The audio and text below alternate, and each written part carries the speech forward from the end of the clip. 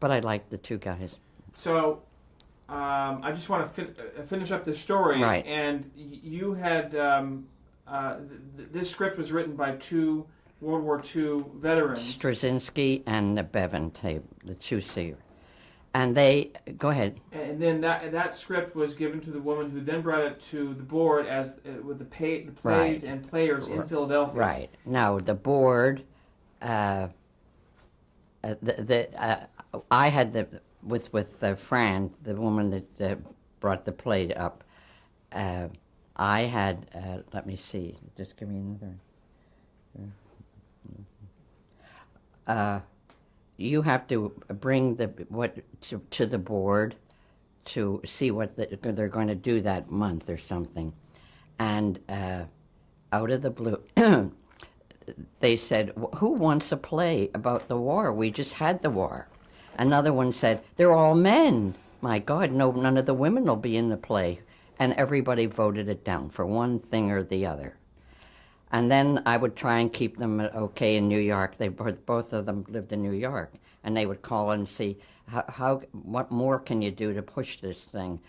And so one of them spoke up, Lang, a friend of mine, spoke up and said, because it came up in the next board meeting.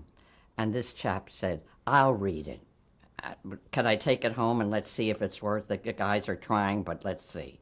So he went, he took it, he came, he didn't like it. He wanted to change this, he wanted to change that. And some of it was good, but the poor two guys, and he said, it's got something. I'm telling you, I remember him saying that. It's got something, but we have to find it. And the two of them just quivered, just bent over. And that's the third time with these boards. And so they said, everybody pray to finish, no more, whatever we have here. And I said, wait a minute. And they said, what? And I said, I want to read it. I did. I really wanted to read it.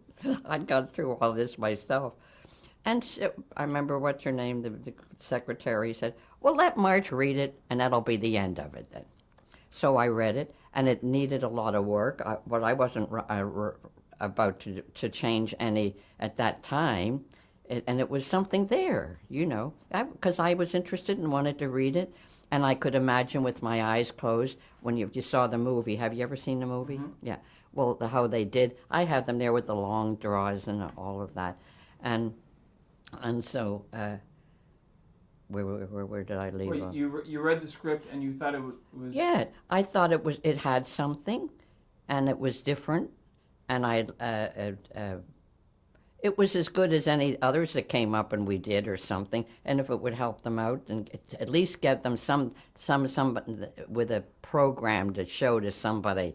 And I said, I'll take it. And you had to, one person in the month or whatever has to be you're in charge in the ward and so forth. So I said, I'm voting myself all the time. I'm voting that we put it on. And what's the name was okay. He didn't mind that we would have put it on if that's what we wanted to waste our money and all that. So everybody was ready, and we told them, my God, they jumped all over the place. Half of the time we kept them in Philadelphia. And so we agreed, and so off we went. And then we had to cast. And what was that other name or something in the beginning that you said there? Something I wanted. Well, it was part. I just want to make sure that it was clear that it was the play was produced in Philadelphia by the Plays and Players Absolutely. group, Mm-hmm. and you produced it, correct? Right. And who directed it? Do you remember? Yes, I remember, but he really didn't. He was gay. And he was James Kirk Merrick. James Kirk Merrick, and with all these big guys, somebody sent him as a present. What do you call it? With little backs, something with food and little things. I don't know, but A little gift basket or something. Yeah, the real guys were, in rehearsal and back and forth, And one of them said, oh, your hair dryer. I bought your hair dryer in the bag, and they were always arguing. So they're kind of making fun of him. You mean? Yeah, yeah, but what it was that the gays didn't care. They were, so it was fun in those days. But what's the name was the director, but you could not the one you just mentioned. James Kirk-Merrick. But you couldn't mention him. He would ballet over he and his friend came up and said, I couldn't go through this for all all the hairpins in the world, and they was getting the whole group were beginning to separate. So I had to do something about that, and I don't want to push that too much, because poor thing, he died. But anyway. So you took over the reins as far as directing? Yes. Mm-hmm. No. I had to get a good director, and guess who I got? He's wonderful. Even today, he is in opera. What's his little name? A little Italian guy, very wonderful, and it'll be there. His name must be.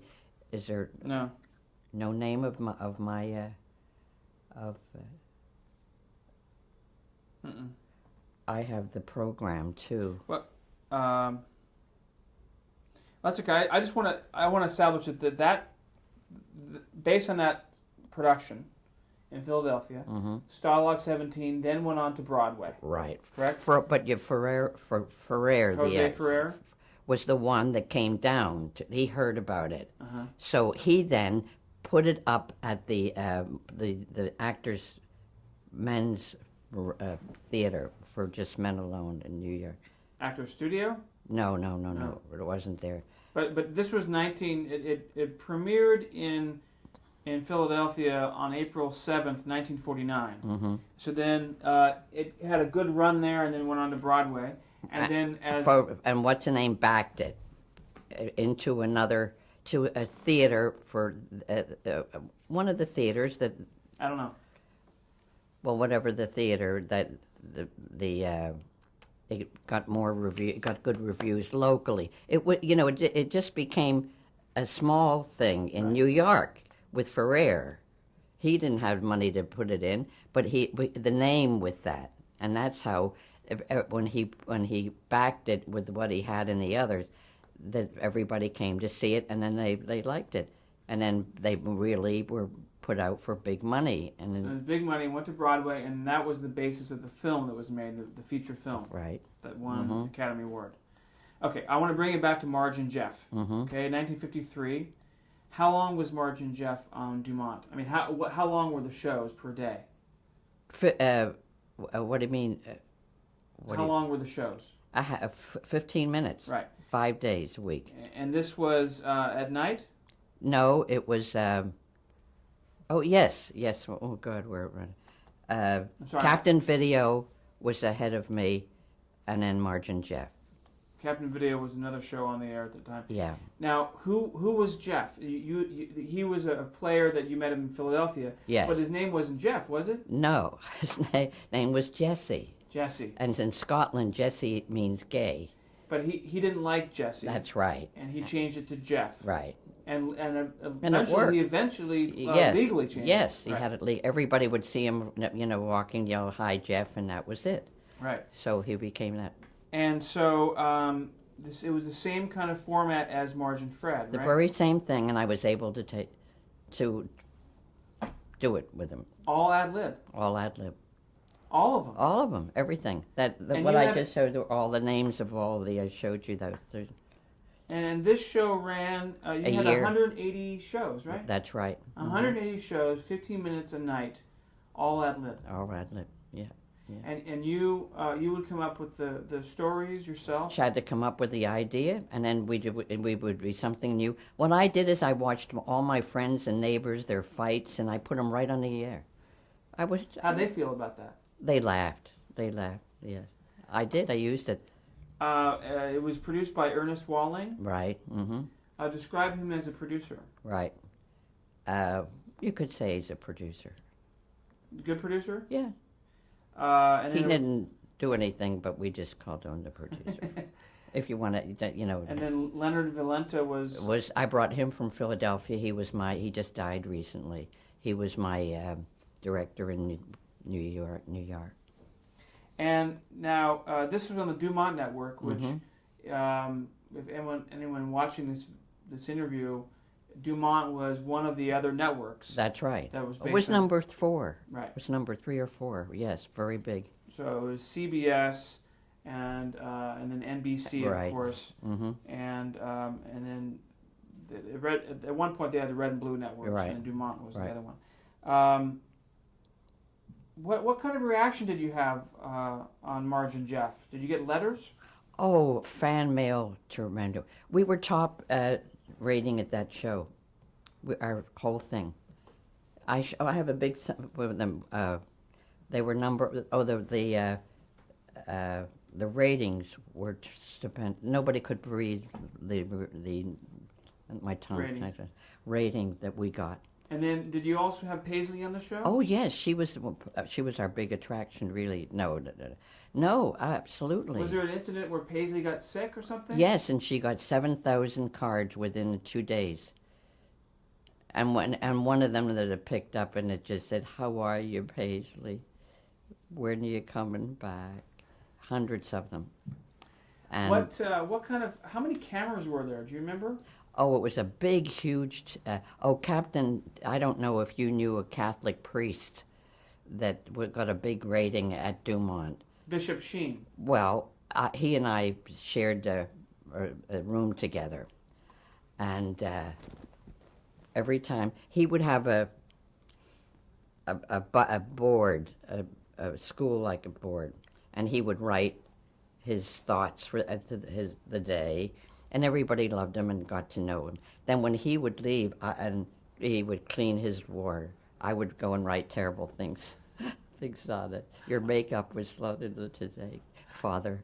And he was trying to find who the angel was. It's very sneaky of you. Yeah. Oh, Bishop God. Sheen was a big. Oh, big ratings. Yeah. Big ratings. See, And it was a religious program. Oh yes, yes.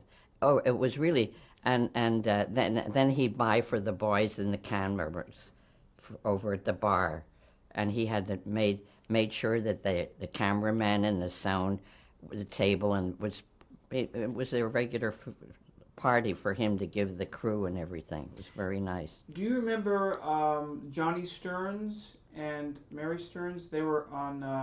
They had another show on Dumont too. You remember them at all? No, it rings something, but Yeah. I don't remember that. Did you reuse ideas from Marge and Fred, or were they pretty much new ideas? No, I forgot them. They'd go right past me. I would be ready with a new one. You're right. Was it just in the studio, or did you have an audience? Oh no. Upstairs, when my friends would come, they could sit and watch, and look down. But it was a big studio. We had Captain Vigor. That was done there. Captain Video. Video was done there. Yep. And then, do you remember how many cameras? Hmm? Do you remember how many cameras? I was going to tell you that yet. Two cameras. 2 cameras. Hmm. And so they would just basically follow you and Fred. Yes, that's all. That would be it. Would be and we would come in around noon time, and then talk and eat and do something. And I would tell. Then we go into a room, Jess and I would stand up and just read what the storyline's going to be. I don't pick anything out, and he listens, and I always say, but I always do the opening. That I do to get a general feeling of where we're going that day. And so I would always put a note on the chimney, or you know how you leave a note for your wife, and it would say something till I got in, and then he would read it, and then I would come in, and it would be a normal hello. And then I used a lot of people that never were ever seen on the show. Like I gave Pushy Arthur. He's my husband, who every time he gets near the water thing, he spills it, or the boss, and me, I have a person that I always gripe about or like or talk is this girl that's oh, I can't think of her name. My girlfriend is always very timid, and I'm always trying to bring it out of her. Like one day she came in, and I said to Jeff, "She's done it again. I don't know what we'll do with what's her name." And he said, "What did she do now?" She sat right in front of the flowers, or hiding behind the flowers when everybody, she was always hiding, and I had funny things that she would do. And then one of the writers says she's got more than anybody else. About 50 of her friends come in every day. Oh, I loved writing that. I loved writing that. It was so much. And I had and a slogan from my friend, something so funny we laughed. Pushy Arthur would come in and complain to Jess, and we golfed, and he did that, and it would give me another person to talk in the house instead of me, And the dog would come on and yawn, and just let her lot. Wonderful. Things back. Why did the show go off the air? Because Dumont Studios were finished. They were sold out. But they were going down, I think, because the others were. All of them, all of them, of the people that I've got a thing of the people that were on that station. We all knew, and we all went out. Sadly, that that it was no more Dumont. And everything scattered, And then Jeff, sadly, he was a real song and dance man, really nice guy, but he got to drinking, and then he started to be a big shot and so forth, and he went to Dumont one day, and he had a friend there that was going to try to get Jeff a job as a announcer. And he kept promising Jeff, and Jeff would go up, and he would do nothing. And one day he just did it and went up, and he asked him, and he was not doing the 7 o'clock news on the air, and he jumped in and tried to strangle him. And they had to pull him off of the other. It was a mess. So he packed up and went west. And he, with that Catholic church, the father, and he had a really good, funny guy. I was sorry about that. But then somebody in Boston recognized that he was from my show, and they got talking. And he was at a radio station. And he took Jeff on, and he made him practically a millionaire. He bought the beautiful place, but never came back to New York. And a few times when I could have, I was so upset over some of the things that he had done that I had written some stuff for a musical comedy, local, small, a small little thing where you go in cocktails and stuff. But you want a little something that goes, and I would write funny little things and put them in. And ours opened in in Boston, and the producer with me looked over, and there was Jess, and it had written in the paper what the thing was going to be, the musical, and it mentioned my name, and he saw it, and I saw him. He didn't see me, so I went right and got away. And he said to the producer, there was one guy I wished but didn't come. Why didn't Marge's friend come? It was said in the paper. And I didn't answer and never saw him again. It was sad. But he did well. Yeah, right. He was very wealthy. Right. Well, you did pretty well, too. I mean, you started working in a tremendous amount of commercials, right? Right. Mm-hmm. Starting in the mid-'50s especially, and for many years, maybe for a good 10 years there, you were doing... What kind of commercials were you doing? Well, they're in my thing that I gave you. Well, you tell me. Do you remember? Oh, but I could read them. I mean, Oh, everything down there is what are the actual. yeah, I have some of them here. Do you remember any of the ones you did? What kind of roles? Well, of course, the whatever the place that you're going, uh, the product. For instance, you'll go to California if it's orange juice, if it's ice cream. That's familiar to that, and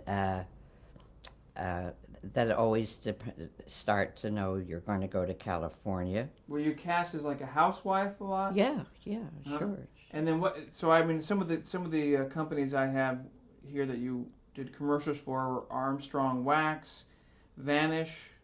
Vanish. What was Vanish? Yes, I remember that. It cleans it. Vanish. They called me Marge Greene, Queen of the Latrine. Is when because I had so many bath things, they named me that. So you were like the spokesperson for all these companies. Yeah. Or the act if it's a play. Yeah. Minute Rice was another one. Yeah.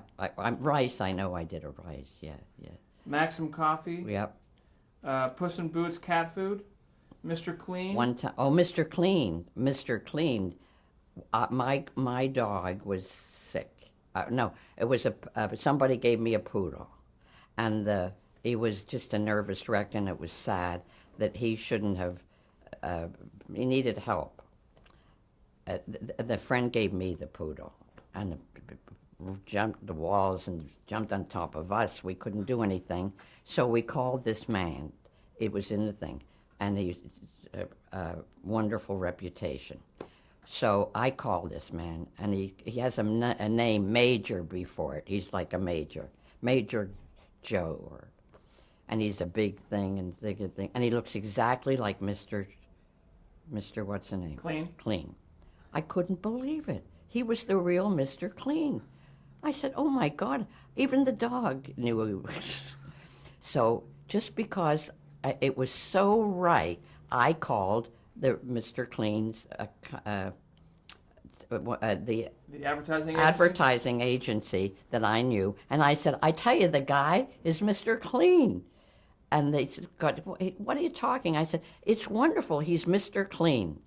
So they said they were having a 2-week for the advertisings, whatever they were doing. He said, "All right, sure. Where's your Mr. Clean? Bring him in." And they all agreed. And he ended up, he didn't even leave. He was already working, giving out the thing. And so he became a Mr. Clean for real. And so before it was a cartoon, right? Yes, or it was yes. Animated. But there was a quality about him that he was Mr. Clean. And he did very well. And he went out to California. I remember he'd went there. And then in between, he would take care of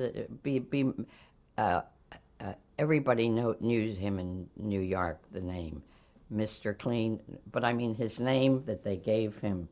So anyway, he won both ways. He became the real Mr. Clean, and what Mr. And he became an actor as well? Yes, and he became an actor, and he was. They were very good to him. I forget, does it mention what? No. What Mr. Clean came? Anyway, he did my dog for nothing. Would come and was so happy, and he would go on trips with them, 2 weeks, 2 months, whatever. So he became, and I think he's still alive, Mr. Clean, and he's Major Dermot, and a very nice guy. But that was nice. Wow, nice discovery. Right. 1960, you joined the staff of Candid Camera. Mm-hmm. Oh, that's going to be a killer. I became that because got on Candid Camera because Dorothy Collins, and did you know the beginnings of Candid Camera? Well, it used to be Candid Mike. Well, you know what it is. On radio, it was Candid Mike. Mm-hmm. It became Candid Camera when television came around. Right. And what was the basic premise? Well, to catch the people, to catch people on when they're not at their best, and do as best you can to make it funny or do it so forth. So catch them in gags. Yeah, and it was a very good idea, and he made him a millionaire. And he had Dorothy Collins. Do you remember her, the beginning of Candid Camera from way back. And, well, Tom O'Malley worked there for Alan Funt. Tom Tom O'Malley O'Malley was a booker? he did for Jack Parr, Mm-hmm. and he would get talent for them, and all of a sudden, let's see, Dorothy Collins cost him money because everybody saw her. She was a singer, and everybody saw her all the time on the television. So he would try to do a bit, and he would let's see, he would have to come and not use her because they say, "Oh, you're Dorothy Collins," and you couldn't do it. So she became so recognizable that they had to get rid of her. Right. Uh-huh. And so they had a meeting, and Alan said, "We got to get a gal." No. This is Alan Funt, the owner of the show. And he said, "We've got to get Dorothy. She'll understand. But I got to get a girl." And he said, "I want a type that's not sexy, looks like a plain Jane, looks like she could work in the 5 and 10, just normal, for heaven's sakes, girl. And she's not that dumb that she can't, and the way she doesn't speak well may be an asset to the show." And Tom O'Malley said, "I know just the girl." And Alan Funt said, "Who?" And she said whatever she said. And he said, "Well, bring her up." And Who was the girl? Me. And Alan said, and I loved all the things that they talked, I'm at 5 and 10, and I said, "Thanks a heap." And that's what, and I'm listening to them cast me. And Alan Funt remembered Marge and Jeff. And he said, "I used to watch her, believe it or not. But I put on a black beret when I went to see him. I don't know why, it was snowing." And he said to Tom, "I'll let you know how I feel about Marge. I want some more." So, okay, I don't hear. So you meet with him. Mm-hmm. You meet with Alan Funt. Yeah. And I'm going to pause you there for a second. Right. But no, I hadn't.